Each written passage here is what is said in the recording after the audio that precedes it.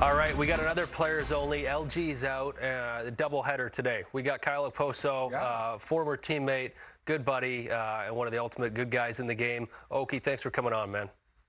Yeah, thanks for having me, guys. So I was thinking when we're going to have you on, and what comes to my mind first is at the old Coliseum, I had not a crazy routine, but sort of a stupid routine. I'd be really in my own head. I'd stick handle. We'd be underneath the old event space in the Coliseum. I think asbestos, bad air quality, everything. It was dark and dust you could hardly and dirty. see. But I'd be down there by myself, and Oki, you'd come flying in, and you were very methodical with the way that you warmed up. And now we're almost probably 700 games later, and here you are. How do you get ready for a game? Are you still doing the same hip movements, listening to music? What gets you going for games now? Wow, that brings back some memories, Hicks. But yeah, that old event space back there was pretty cool. I loved when it was dark and couldn't see anything back there. You just kind of go, get in your own head, get ready for games. But I'm pretty meticulous in how I get ready for the games. I've had a similar routine for a long time. I've actually had to change it up this year. I found that as I've gotten older, I feel great in the mornings, and getting back going at night has been a little bit trickier.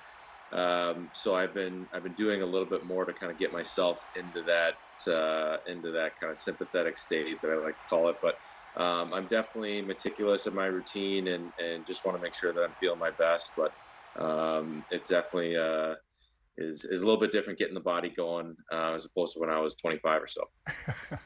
Okay, are you one of those guys? I mean, we've all played with them. There are things that you do out of routine just to get your body going, and I know you've got a lot of that in your preparation. But there are those guys that like they've got to sacrifice the blood of a live chicken before the game gets started. Like they've just got these things that they equate success to these really silly non-physical things.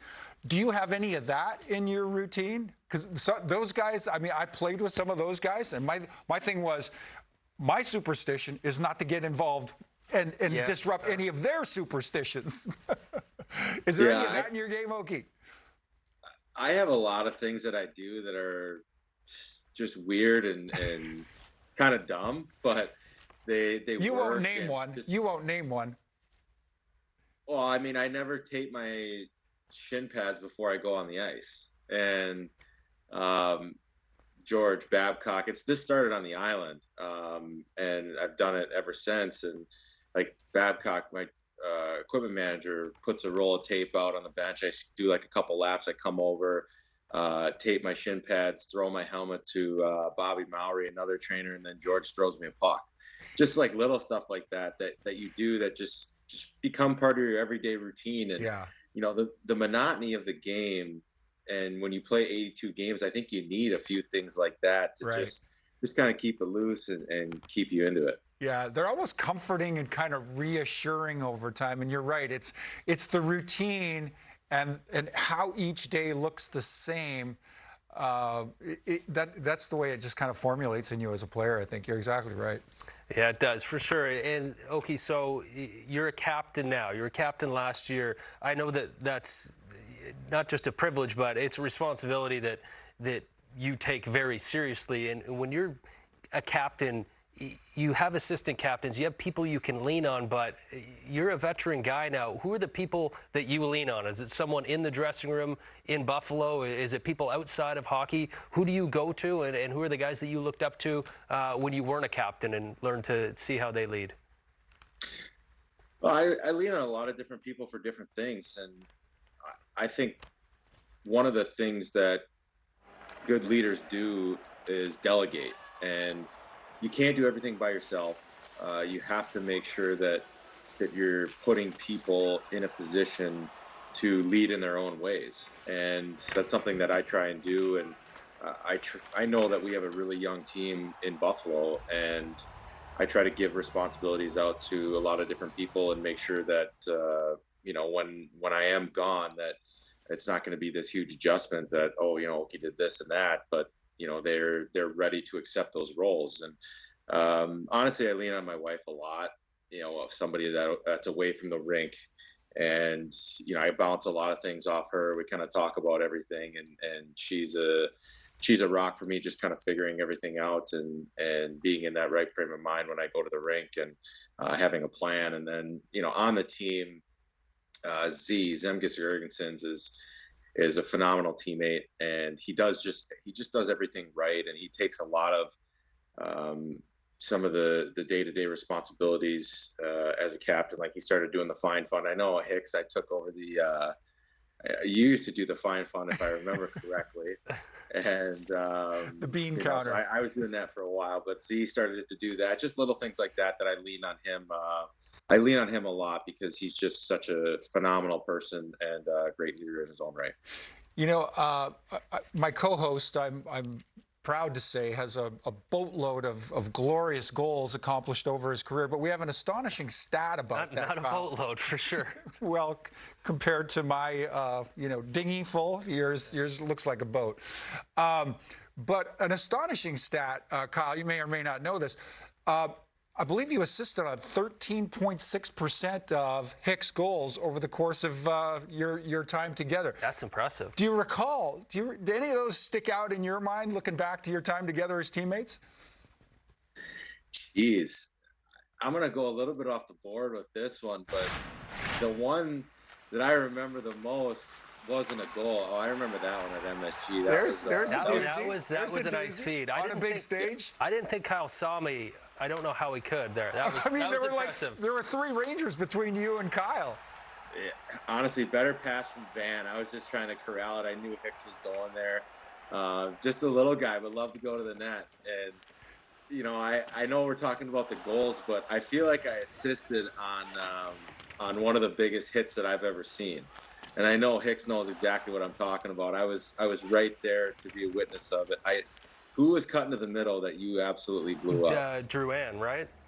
Yes, Jonathan Drouin. Oh, was that right? Yeah, I had a really good hit, but it was sort of like, it was a one-on-one, but the reason I was able to make the hit is I looked and I saw Kyle. So I was like, if I get beat inside, he's not just slacking off. Like, I know that if I get beat, it's not a breakaway. It's not going to be on the highlight reel. Right. So that's a good point. I didn't think about that one, but that was a great assist. Better than the ones that went in the net. I don't know if we're tracking that. Even all the analytics that are out there, assist on a hit. I'm not sure we're tracking that. We ought to be, though. Someday we ought to be. It's critical to the game.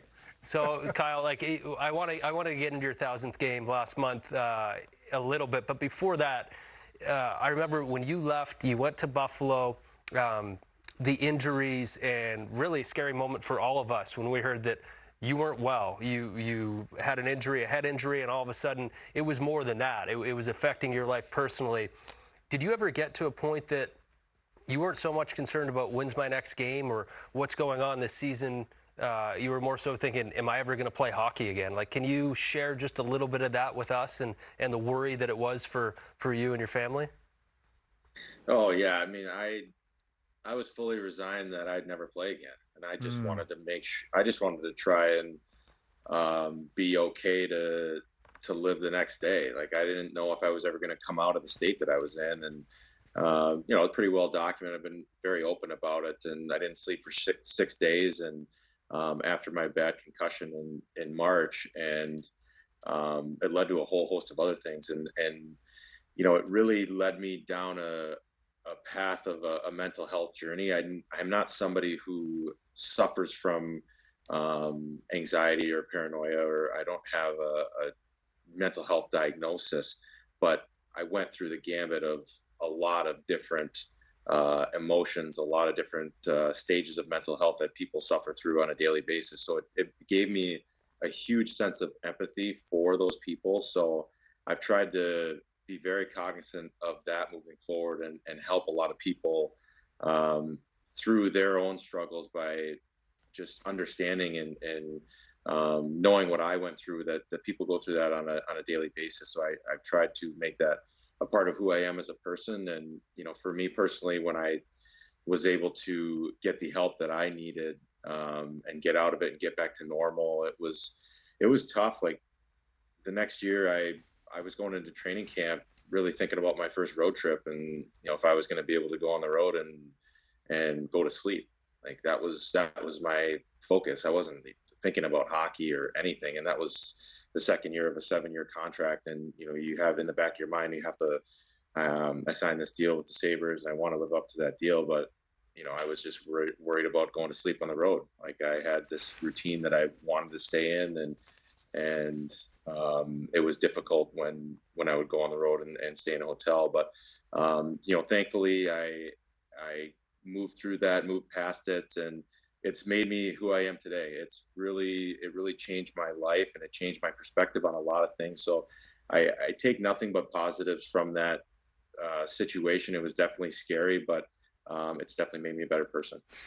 Kyle, my career ended for a similar reason. I retired due to post-concussion syndrome around the age of 36, 37. And it's been interesting to me, you know, now talking with my children are much older than yours, but my kids are middle 20s into their 30s now at this point. But having them now in a conversation about that period of our lives and how your father goes from, you know, active, vibrant NHL athlete to overnight you're flat on your back, the whole mood just changes. Talk about, and I know this was important for you, but the importance of your wife, the role she played in your recovery, and just the impact on your family overall going through that period of time.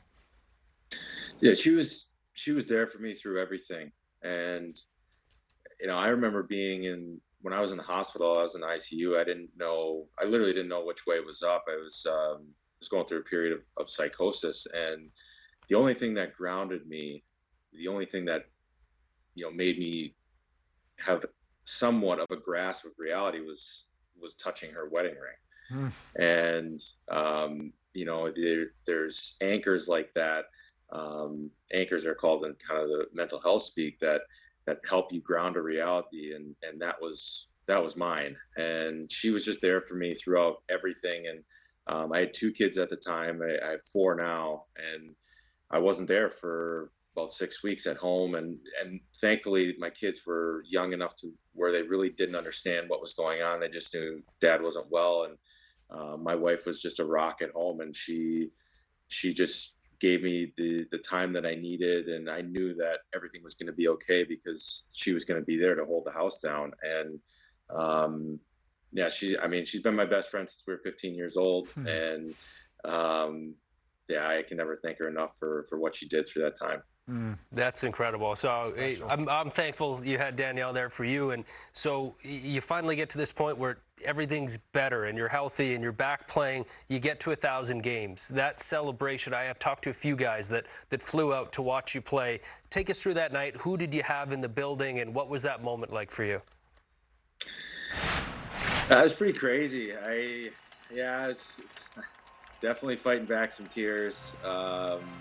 You know, through just watching the video, like I didn't know that the camera crew had gone to my house and interviewed my kids, and you know, just what they said. Like, oh, my little guy's trying to play mini sticks with the little silver stick there, which was pretty funny. But yeah, I mean, Mols was there. Matt Molson, he's my best buddy, and Bales is out there. We had I'm missing a ton of people, but there's a lot of people that flew in that made it an extremely special night. And it was difficult to just focus on the game. You know, obviously it's a special night, but you want to prepare still and be ready to play. But it was nice after to just catch up with everybody and thank everybody for being a part of this journey, because, you know, it's playing in the NHL is such a privilege, but there's so much that goes on behind the scenes and in the day-to-day that is difficult at times. But to do it for 1,000 games, I just wanted to show my support for everybody that got me there. Yeah, for sure. Well, I think everyone's happy to have been a part of that. So we appreciate you sharing all that, Kyle. And we got some fun stuff to get into. We got a little game we called "What Were You Thinking?" So we're gonna show you a picture, and you just tell us what you're thinking or what's going through your head. So here's the first one. Oh God, I got a little heads up, and I said, "Oh, my draft picture's gonna be there for sure." We all dyed our hair blonde, so I had a huge blonde afro for playoffs when I was playing in Des Moines. And instead of just shaving it all off, I tried to dye it back, and that's the result. That's good. That's fabulous. That's fabulous. Where'd the draft take place that year? Where were you? Vancouver. In Vancouver. Very cool. Do we revisit the fro every now and again? Does that come back? The guys really want me to bring it back, but these NHL fans need the fro. Yeah, I might be retired. I don't know. It's filled with a little bit more salt and pepper. All right, we got another one for you. Give us some insight. What are you thinking at this moment? Just, I don't know. I don't even know what's going through my head there. I mean, that's right after my first goal. Yeah. I don't know how my helmet came off. Mike Motto just gave me a little bit of cross check in front, and then helmet popped off and found the quiet area. And funny thing about this is Richard Park, when I'm going over to celebrate with him, he thought I took my helmet off after I scored. Oh, is that right? So he was like, "What are you doing, kid?" And so that was, just super special moment, and that's one I'll never forget. I can understand why that helmet comes off. There's no fro to anchor it. There's no fro to retain the helmet. But like Kyle, so when you're telling people, I don't think you could have a better first goal than that. Like, one-timer with your helmet off, going top shelf against Marty Brodeur. Like, you don't need to exaggerate any details on that, even if there was no footage of it. That's right. You can't beat it. Point. Yeah, it was, so Zach Benson scored his first goal between the legs a couple of weeks ago against Wash, and I just said, man, that's unbelievable first goal. It's second best on our team, but congrats. Yeah, he was probably, what are you talking, who had the best one? Oh, he has no idea. That's perfect. All right, we got some more for you. What were you thinking when you see this? Geez, I don't even remember which. That's got to be the playoffs. Yeah. Yeah, that was. I remember that one. That's fourth goal of that game. Game winner. You know what? That was one of the, kind of a coming out party for me. It was really crossing roads in my career, and I had a terrible year that year, and then you get to the playoffs and you have new life. You got a kind of a second season, and I ended up having a really good series, and that was probably the most fun I've ever had playing hockey in that series. And my best buddy in hockey coming to give me a hug after scoring that goal is pretty special. Well, I don't know if we played this out this way, but it times out pretty well that this, what were you thinking, ends up on my watch. But what were you thinking here, Kyle? What were you thinking here? Wires crossed. Yeah, I don't know. You know what? It's something happened, and did the wires touch? Oh. Did the wires touch? A little bit. Yeah. And he's a big boy. I know he's a pretty big guy. I know he's a pretty tough customer, and it's not a situation that I'm the most comfortable in, but sometimes you got to do it. So just a couple cross checks. Something happened there, and I can't remember quite what it was, but right. I'll tell you what, Kyle, you and Braden Coburn would, if you guys would sort of like fall in love over hockey, if you two sat down and talked about hockey, I'll try to set that up, because I'm telling you right now, you have a lot in common with that guy for sure. You guys would love to just gab and talk about hockey all day. He's very similar to you in that sense. I just pulled up his digits here. Braden, for number one, why would you want to fight with a guy from Shaunavon, Saskatchewan, for starters? That's all they do in Shaunavon, Saskatchewan. But Braden Coburn, then and now, goes at 6'5", 224 pounds. You probably gave him a few inches and a few pounds, Kyle. But you manhandled the boy. You manhandled him. I don't know about that, but you get 2 points for the takedown, anyways. Yeah, I'll take the 2 points and get out of there then for sure. We got one more for you. One more. What were you thinking? Take a look at this. All right. Ooh, that's a good one. I don't have my goggles on there. Must have been. We'll find those for you. Oh, there they are. Oh, there we go. Don't worry about that.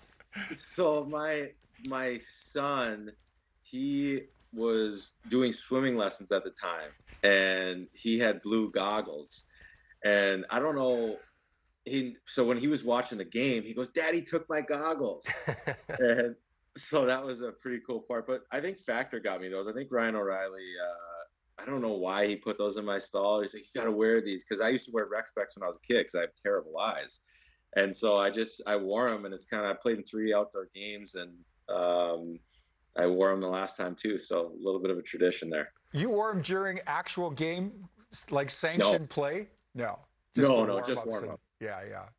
All right. Well, that's a great look, by the way. Between the goggles and the afro, we got to get 1 or 2 or both of those back. Okay, we hope to see that, and if not, just continued success in Buffalo. Love catching up with you, and we really appreciate you joining us. Yeah, thanks for having me, guys. Keep doing great things. Fun segment. You got it. Thanks a lot.